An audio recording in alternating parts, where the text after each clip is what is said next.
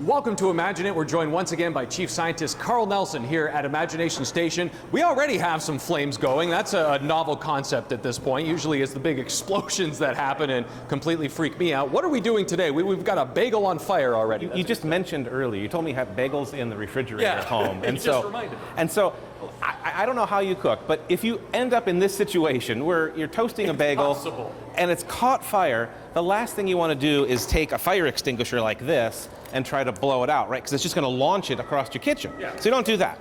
I mean, the obvious thing would be to simply put a lid on it. And even if you don't have a lid that quite fits, put a lid on and turn out the fire. They'll stifle that fuel. Right? Remove the oxygen. Now, over here, we've got another bad situation happening.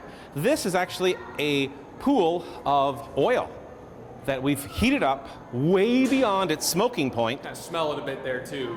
So the smoke point is the first thing we get to where the oil begins to break down. And at that point, you want to just throw that oil away. You don't want to cook with it. The next point you can get to is sort of like the flash point, where if we were to bring a flame near it, the vapors can catch fire. We've pushed this even further. We've pushed this to the fire point, where it sustains a fire. So it's going to continue to burn. Now, I used my lid over there, so we have no way of putting out this fire. I'm going to show you what you never do to a fire. This is the worst possible thing to do for a grease fire, so never ever try this. And Dan's going all the way over here. Well, Dan's going to do it. You're going to demonstrate. I've got some squirt bottles filled with water. What we're going to do is we're going to direct the spray into the oil. Okay? Maybe take one more step a little bit further. Okay, so you ready? So we're going to squirt for it. Hit it.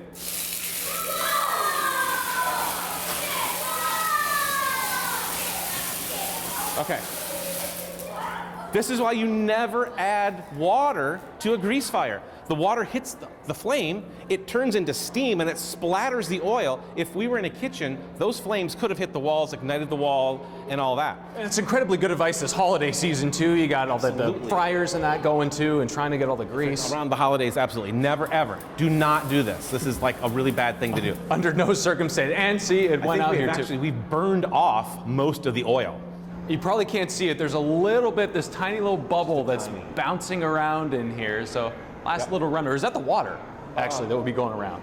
Actually, that's the water. All the oil is gone, and the pan is so hot that something called the Leidenfrost effect is happening. There's a vapor layer underneath that little droplet, causing it to sort of like float on a vapor layer, and the heat can't get to it. I'm glad I asked. That's really cool. We can do a whole segment on that. Oh, right. So again, don't add water to a grease fire. Put a lid on it, call the fire department, get out.